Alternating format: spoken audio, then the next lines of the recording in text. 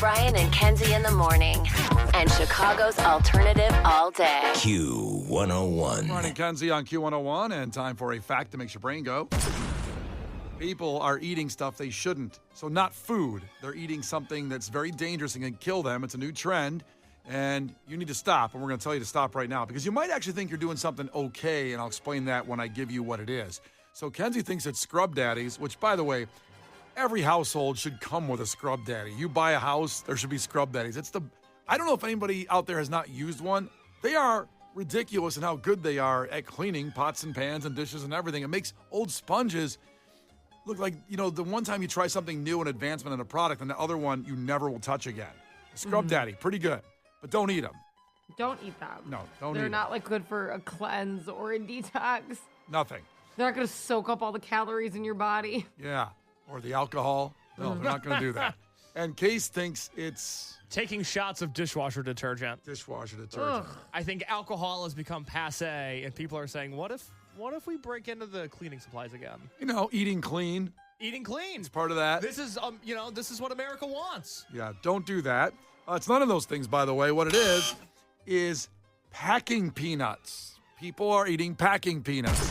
Yeah. Now, here's the problem. Here's where it started. There's a company called Lush that claims to have edible packing peanuts to be more biodegradable. So they're made from vegetable products, and you can actually eat them, I guess, and not die. So some people have done that. However, that's the only company that I know of that does it. So the rest of them are just good old-fashioned styrofoam from when you were a kid, and those will kill you if you eat those. People are seasoning them with hot sauce. So I don't even know that brand, Lush. Do you know that brand, Kenzie, what they do? No, not at all. I've never heard of that. It's also like, I understand that some things are edible, but maybe you shouldn't though still, because ew, that was just like in a cardboard box being manhandled or like surrounding a product. Like, I'm not like, oh, that's my snack. Yeah, just curious. People put hot sauce on them or different kinds of flavorings and eat them. But again, that brand, and I'm not even saying eat theirs, but they say it's edible because it's biodegradable in some form to save the earth. Yeah, so don't do that. What's the weirdest thing you ever ate that wasn't food, Kenzie? Well, I had a huge issue when I was growing up with sucking on batteries. I know I've talked about this before. Oh, you did, yeah. Because they're like really sour and bitter. And I loved that. And my parents would duct tape the back of the remote and like go around and around and around. And so I just spend the first 30 minutes peeling off the tape and just pop those batteries in my mouth. And it's crazy that they weren't more concerned about that. Like, as a parent now, I think I'd be like, we have a real issue. Our kid is eating batteries. And my parents were like, throw some duct tape on. Oh, sometimes she gets through. Yeah. Like, it was weird. So I guess they were AAA, AA. I mean, they were in a remote, so probably AA for the most part. It was always on the remote. A little snack while watching the show. How do you think that started?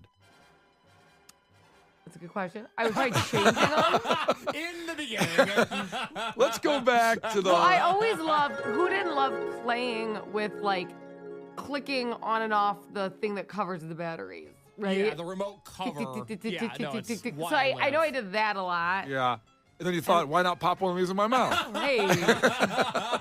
See what happens there. I imagine sucking on a 9-volt battery is probably a pretty good high. Oh, that was a great challenge to kids because when they're new, they shock you. That little. Yeah. That's how I used to test them. My dad used to be like, this one's dead. Throw it out. Only a minor shock on this battery. Sucked all the juice out already. Sorry. Yeah, I used to eat the corner of my bed. Yeah. I don't know, and then my sheet would be all Like sopping. the wood? No, like the sheet, the mattress. I used to chew on the mattress. Did you actually take chunks out of it? No, it was just like sopping wet Okay. from after in the morning. I don't know why. I was gonna ask, and I asked this as a journalist, not as a pervert, but did you get sexual pleasure out of it? Why were you chewing on a mattress? I think it was very soothing. As a kid, when I was stressed out, I just eat the mattress. See, everyone always wants to take their kids' pacifiers away, and then look what happens. That's Just right. let them keep their pacifiers. Not good. I just Googled for a second, I put in, do kids eat mattresses? And Chris Hansen showed up. No, all of a sudden, Get Help showed up. A website called Get Help. Ask about batteries. See what number comes up for that. Okay, let's do that. was curious. Probably poison control. Nobody ever did anything. My parents caught me eating batteries and didn't even call anybody.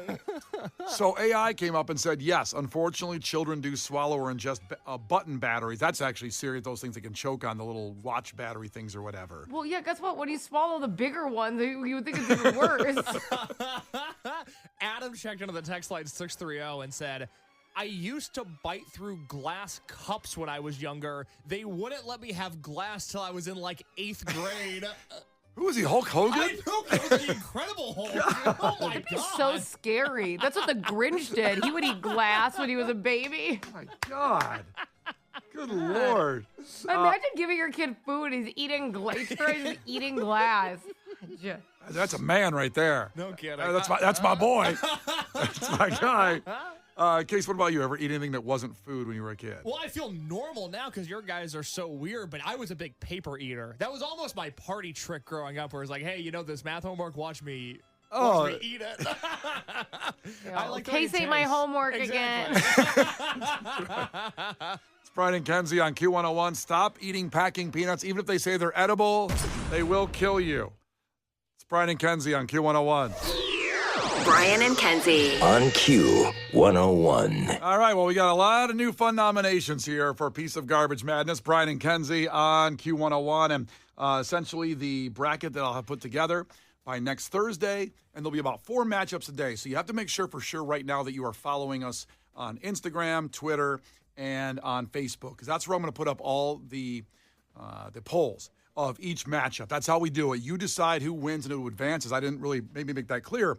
With all these nominations of people and things that have been pieces of garbage, they are seated, they are placed in brackets, and then you decide the champion, like last year, Tiffany Henyard, the #1 overall seed, and taking the title home. So my question with Tiffany Henyard, since she was on there last year, and there's a very good chance she'd come back as a #1 seed again, is do we just put her on there, or do we put things she's done on there? Like more than one thing. Like her ice rink, nobody got to use as an example. That should be on there. Or buses, public transportation that was shut down for people to use, but would still bring them to her event nights. We may have to make a separate Tiffany Henyard bracket. That's true. She could be her whole region. She's got 64 things. Yeah, the Tiffany Henyard region to see what comes out of there. It's just a thought. It's something to canoodle on. If we just put down different activities she's 1,000%. Case, what's come through on the text line in that last end of the song there? Oh, man, there's been so many good ones. Kevin Stefanski, I think, has to be on that list. The cloud strike outage, specifically that prevented Brian from flying to Nashville a few months ago. Yes. That is one that's going to be on the list. The company that kept the monkeys in the cages. Amen. Oh, wow. Now, I would argue the monkeys should also be on that list. Case is afraid of the No. monkeys. They did nothing. Brian, remind people what that was, the company that kept the monkeys in the cages. That was in North Carolina. Was it Sega Genesis or something? It was NBA Jam 98. it was something Genesis, the company that kept the Was monkeys. it Alpha Genesis? That sounds fake. That sounds like a movie company. Well, what they did is they kept the monkeys for experimenting, and then the monkeys escaped, and then they moved it. One of them even got to Illinois. They kept talking about everybody's going to be safe. They're not rabid, dangerous monkeys. It was the Alpha Genesis Primate Research Center. That's a long thing. What an evil sounding company. It doesn't sound great on paper. It's not good. Now I have to ask 2 things. One, I don't know what this means. Somebody just texted in Brandon Johnson's haircut. I don't know what that means. If he got did he get an offensive haircut? I don't know about. I would argue it's the thing he has going for him most. I think he's got a nice head of hair. I have Other no than that, problems not with his much. hair. I have no problems. But somebody is saying, Ryan Reynolds and Blake Lively. I don't know if you guys have kept up with this Ends With Us. I have. Oh, no, they've got to be on there. Absolutely. I follow that story religiously. Kenzie, in 30 seconds or less. Oh, boy. Oh, my God. I'm going to hold you to that. This is like my Super Bowl. Hold on. Can you explain to me what's happening with Blake Lively? Because I'm too stupid to understand it. 30 seconds or less. Go Okay, ahead. hold on. Okay. This is hard. Justin Baldoni was Blake Lively's co-star in the movie This Ends With Us, which was a book adaptation with a huge following. It was about domestic violence, okay? Justin Baldoni bought the rights to the movie, wrote it, spent years working on it. Blake Lively joins the cast and starts taking over the entire movie. After they positively worked together for a few years, she starts turning really negative out of nowhere. People believe it's because she caught feelings for him, and Ryan Reynolds found out. Okay, 15 At the seconds. end of all of it, she is now suing. She is now suing Justin Baldoni for sexual harassment and saying that all this video footage exists. However, the video footage that she thought didn't have sound actually has sound, and the sound is not matching up to her complaints. There's the alarm. She did it. Even with you interrupting, she did it. Yeah, why would you interrupt? Very rude when I only have 30 seconds. All right, listen. Keep these Put that on piece of garbage. Brian and Kenzie. On Q 101.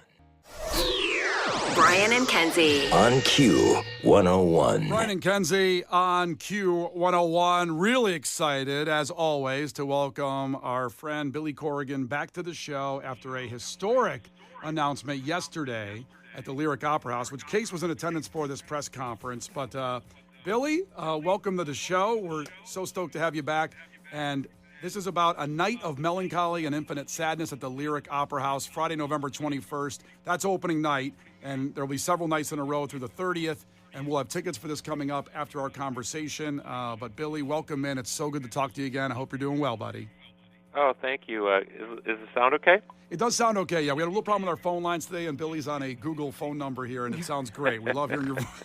We love making them work. only the best for you. Thank you very much. Yeah, my wife's just about to have a baby, so it's a lot going on over here. But yeah, it was a super exciting announcement yesterday. How soon is she going to have this baby, right? This morning? She's due. I mean, she's at her due date, so. Oh, my goodness. Oh, my gosh. Why are you calling us? Well, I mean, am I not a friend of the show? You are a dear friend Are you of not? the You're show. not part of my greater family. I mean, I'm happy to talk to you. Oh, we love that. We love that. And listen, if she starts to give birth, you can leave. It's okay. We're not going to take offense to it. No. She trust me. The way my wife is, she wanted me to stay on the line. All right, so Case of the show was there yesterday. I'll get some of his comments later, but this really unique, and again, a Chicago historic event yesterday with this press conference about the shows at the Lyric Opera House. So, I would just love you to describe in your own words a night of melancholy and infinite sadness at the Lyric Opera House coming up later this year. Yeah, it'll be complete reorchestration of a bunch of the songs off of Melancholy, which is amazing. I mean, full choir, full orchestra. So if you're a fan of the record, and I know many people are, it'll be a really beautiful night of music and reinterpreting the songs, including some of the great soloists of the world singing the songs. I'll be singing as well. So it's a really cool thing. I mean, they basically came to me and said, what do you want to do? And I said, I think this really needs to work in your world. We've all seen where bands will go in and work with the orchestra, but it always ends up feeling a bit compromised to me. Because, rock bands really aren't for orchestras, and orchestras really aren't for bands. And I mean, we've done it, it's cool, but it's not quite the same as going to somebody who's a world-class, arranger who can arrange for orchestra. So it'll be a complete reinterpretation of the record, and I think it'll be, the most beautiful version of the record you've ever heard. So I'm just blown away that they want to work with me, and I think it's such a cool thing. Yeah, this is an album, obviously, or the double album, I should say, that meant so much to Chicago and just people growing up at that time. And then also people rediscovering it just now for the first time. The music is completely timeless of all the songs and what they mean. And, I wonder for you now, 30 years now later with Melancholy, do the songs have different interpretations to you especially when you have this orchestra then joining them? Do you get different emotions and feelings when you play these again in this setting? Yeah, I mean, I think that's kind of what makes, music that's very strong interesting is it tends to reveal different things to you as you go through the years. I mean, I hear different things in the songs now than I heard even when I made them and recorded them. So, and we still play many of these songs live with the band, and I'll be on a solo tour this summer, and then the band's also on tour in Europe this summer.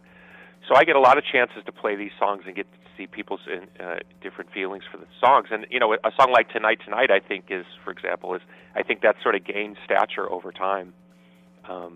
I think the song sort of has like you said, almost like a timeless quality. Or in many ways, it almost feels very modern. Where at the time, we were criticized for using an orchestra, because it was kind of not very punk rock. So I think it's a pretty cool story. I grew up in Chicago. It's, I didn't grow up thinking I would one day be standing on the stage at the Opera House. And I think it's pretty cool that maybe popular culture, the culture that we all celebrate on your radio station that I'm a part of, I think it's cool that the world has grown to where, the opera world is very interested in what we've done and what we've accomplished. I don't just mean we, the band. I mean alternative music. I mean the melodies and the songs of alternative music have become part of the cultural fabric of America. So I think it's a real nod and to what everything that Q101 has built and what the great alternative bands have built, that we're sort of now invading the Opera House as well. Well, on behalf of women, thank you, because we've all been trying to drag our husbands, our men, whatever, to the Lyric Opera House forever. So they're finally willing to go. So thank you for that. And I know that this is going to be successful. People are already so excited about it. I mean, it's exploded on our socials. I know it's exploded, coming from you guys on all the news platforms. But this is something that after, obviously, the launch in Chicago, because it's your home, you want to take on the road. You want to do this in other places, right? Yeah, I mean, they have arrangements with other opera houses around the world. So what they've said is if it's successful, it has the opportunity to travel and go to other opera houses around the world. And whether I would go and sing with those productions or they would bring in another cool alternative singer to be part of the production. I think it's such a cool opportunity. I guess what part of my sell job here is not only to get people interested in what we're doing in November, but also it's a real opportunity to create a new modality of sharing this type of music in a different way. And you got to remember, I mean, most alternative music musicians like myself, we don't have any formal training. We're just good at playing our guitars and singing or whatever. These are some of the best musicians in the world. So to hear that music interpreted at such a high level with such gifted people, I think will really be a sublime experience for fans of this type of music. And for me as the songwriter, I mean, I can't wait to be in the audience, to even just watch a rehearsal, because, it's such a great, it's like the most beautiful painting you could ever imagine of the song that you wrote or something, We had Chance just checked in from Brookfield asking some questions about the event, and he's so excited. He said he's seen you guys 39 times, the Smashing Pumpkins, and he's asking, will Billy be playing guitar in the Lyric Opera House at this event at all? No, just singing. Just singing. I told them, they asked, and they said, well, we're basically open to whatever you want to do. And I said, I think this will work best if you lean into it in your way and you do your best from the standpoint of what you do. Like I was talking to the maestro yesterday, Enrique. I mean, these are very, very serious people. And it's not to say we're not serious in alternative music, but this is a different type of discipline. And I think letting them do their thing their way at the highest level, I think that'll be a much cooler experience for fans of me and my band than trying to kind of get the orchestra to rock out. No one needs to see the orchestra rock out. You know what I mean? We've all watched our favorite movie, and in the key scene, here comes the orchestra, and we're sitting there crying because it brings that level of emotion that only a great orchestra and a great arrangement can bring. I mean, heck, one of the coolest songs of all time is the theme for Star Wars. Or when the Darth Vader, dun, dun, dun, dun, that whole, that's orchestra. Orchestras rock just as hard. So you got to kind of let them do their thing. Yeah, we don't need a distorted violin on the song here. We're okay. No, it's all good. It's all good. But I think the idea here is that we want this music presented at the highest level of integrity in that world, and understand for everybody who's thinking the way that I would, to get it to work in that world, that's the real victory. Because if this thing can travel through other opera houses around the world, that's a real coup. Look, when Green Day did Broadway, that's a huge deal. Pumpkins being able to, bring our music into an opera house, that's a big deal. That's a sign that they're paying tribute to what we've built in alternative music. Remember, 30 years ago, alternative music didn't even have a name. Yeah. They called it underground or punk or DIY or whatever. This music has grown in stature over time, and I think this is it's a real honor. This is what I was trying to say. It's not just, hey, I get to dress up nice, and my wife and her father are doing the costumes for House of Gilles, and I think that's all cool, and everybody gets to dress up like Kenzie's saying, and we'll have a great night at the opera. But the point is the real point is the doors are finally opening to the culture that we all love and celebrate. And so supporting that and showing the opera like, hey, we're willing to have an open mind here because we understand that this is part of Chicago's culture, and acknowledging that the songs that I wrote are part of Chicago's fabric. That's a huge thing that goes past alternative music and the opera. It's sort of saying, look, we can marry these things in a way that maybe most people would not imagine it's even possible.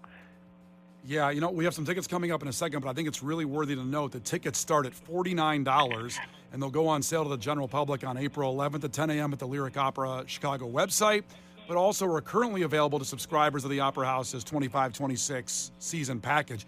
That's incredible. That's amazing, that $49 starting price for the tickets, Billy. I think their real hope here is they want people to come into the Opera House, which is, by the way, such a beautiful design building, and I've been there many times. It's an incredible place to hear music, particularly orchestral and choir music. They really want people to come and experience the opera. They understand that, the crowd that normally goes is not necessarily the crowd that grew up in the suburbs, and they really want people to come in and experience. They love, when you talk to people who work in the opera world, I mean, that's what they love. They love opera. They love the opera just as much as we love, our alternative music.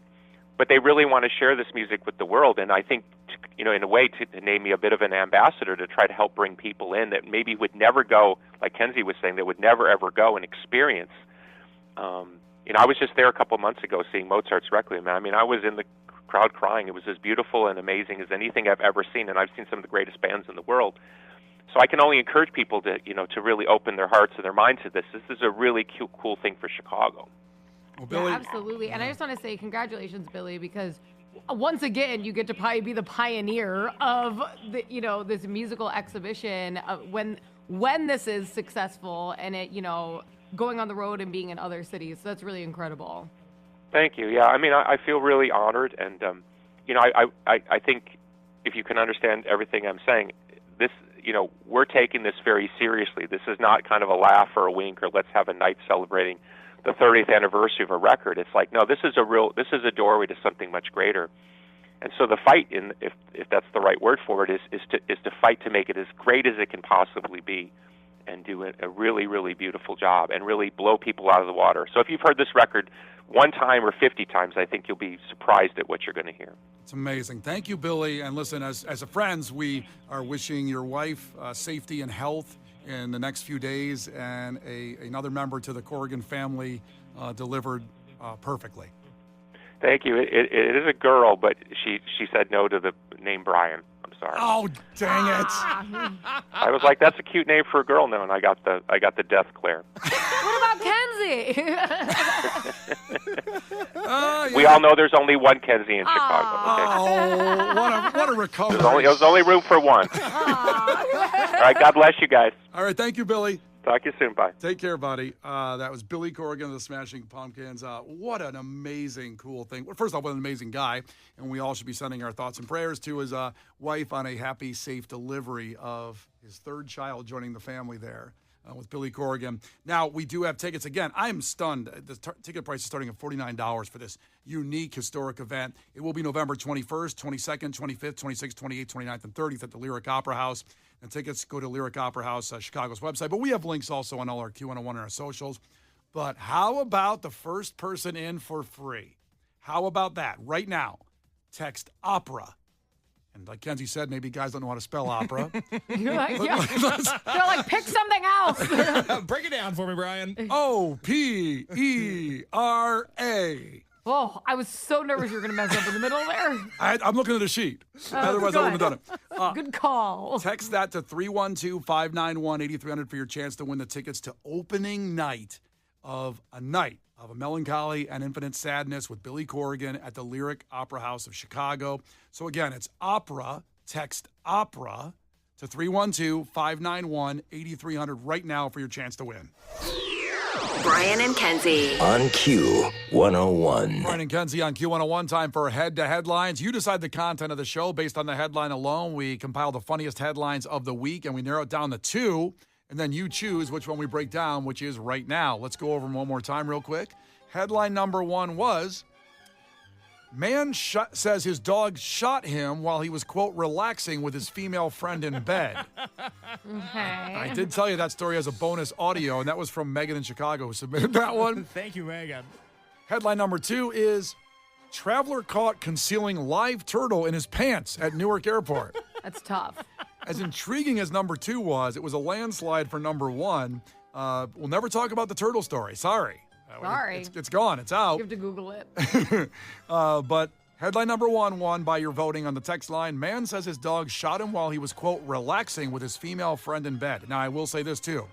Stick around, because the bonus audio attached with this story I'll do at the end is unbelievable. Brian was laughing like a hyena during this break. I don't know what's in this audio because he wouldn't let me hear it, No. but he couldn't breathe. I want to hear your first listen on the air, because I've listened to it about 50 times. Here we go. Here is the story about the guy saying he got shot by his dog while with a female friend in bed. And the story starts like this in Memphis, Tennessee. Oreo. That's the name of the dog, blamed for shooting its owner early Monday morning in Owner Fraser. deserved it. Name alone. Should have been shot. Oreo's the dog's name? I'm not sure if it's just Oreo or the news people are trying to be funny going, Oreo. Yeah, I think the dog's name's Oreo. He wasn't named after the O'Reilly Auto Parts. That's That's how I felt. I'm like, he's been planning murdering his owner for years, if that's his name. Oreo. The owner wouldn't talk on camera, but he and his girlfriend, who did talk to Fox 13 in Memphis on the condition that we would not identify them, and we're getting close there, identifying them, said they were freaking out, but now it's something they can laugh about. So this is the story that they, and again, this is Fox 13 Memphis saying it was a rough, and they spelled it R-U-F-F, a rough day for that owner. Boo! I'm like, what a time for puns. Somebody got shot. It was a rough day for that owner after his pit bull, Oreo, shot him. Again, you've got to hear this audio at the end of the story. Police said the man was lying in bed with his girlfriend around 4 a.m. Sure, you were just lying there, 4 a.m. with his girlfriend. Okay. He says the pair were asleep with a gun in the bed. They fell asleep with a gun in the bed? Yes. Not a good Right? idea. They're into some kinky stuff, huh? I'm thinking of Janice from The Sopranos. Jackie Yeah. Aprile, yeah. I mean, role play. Oh. So the gun's in the bed. They're asleep. I assume they're naked. When Oreo jumped in and joined them. You can talk about kinky. Okay, that's bad. Mine was fine. Yours isn't. The dog's paw got caught in the trigger. Not a good spot for the dog's paw to Well, get I caught. don't think the gun should have been in the bed in the first place. Hot take. I know. Sorry. A very hot take. Exactly right. The gun went off, firing off a bullet that grazed the man's thigh. Okay. Could have been something else there in bed with his girlfriend, so just his thigh. Well, he's lucky. Yeah, I was going to say, it'd be so much worse. His soldier got out alive. He didn't have nothing to think about. Thank God he got him out of there. He says, quote, "The dog is a playful dog, and he likes to jump around and stuff like that. It just went off." Actually, the girlfriend said that to Fox 13. Now he sounds like Alec Baldwin. Another good one, Kenzie. Thank you. So the dog jumped on the bed. Did that wake you up, or did the gunshot wake you up? Fox's 13's Dominique Dillon asked. The girlfriend said, "The gunshot."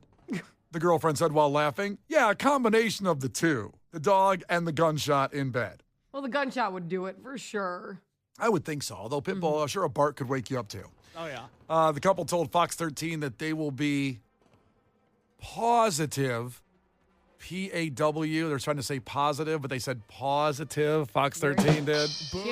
Boo! Hey, I like a good pun. They will be positive to leave the safety on any guns in their home moving forward. Oh my God, just don't have him in the bed. Why is that at the first step? First, get the guns out of the bed. Second, put the safety on. Second, put the bed high enough where the dog can't touch it. Second twice. Wow. 2 Oh, seconds. third. Sorry. Wow. Hey, way to go, Brian. It's an incident that's yet another reminder of the danger of guns not stored properly. The girlfriend said, "Keep the safety on or use a trigger lock." Well, she sounds like a nice girl. Well, at least they learned their lesson. They did. I can't believe they thought they didn't have to explain at all why their gun was on the bed. No explanation so far. Police said officers classified this as an accidental injury report. The man who was shot will be okay.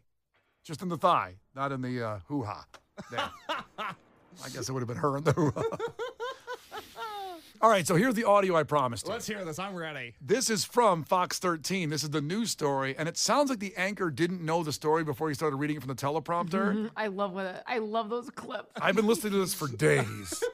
Sit back and enjoy. You're welcome. We want to get you to some breaking news just out of our newsroom here at Fox 13. A man is in the hospital after being shot in the leg overnight. Memphis police say he was shot by his dog. Seriously. I don't think that's right. This happened just before 4 a.m. at a home on Whitney Avenue in Fraser. Wow.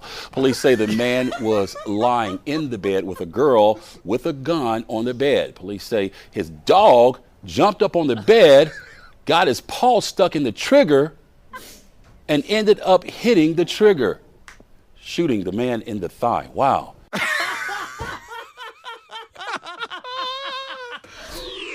Brian and Kenzie. On Q 101. Brian and Kenzie. On Q 101. We have to play this again. People are demanding it. That we just had the headlines, and the story was a man shot by his dog while he was sleeping with his girlfriend. They had a gun in the bed. And Kenzie brought up clearly, I'm not a hot take here. You probably shouldn't have a gun in the bed, let alone put the safety on.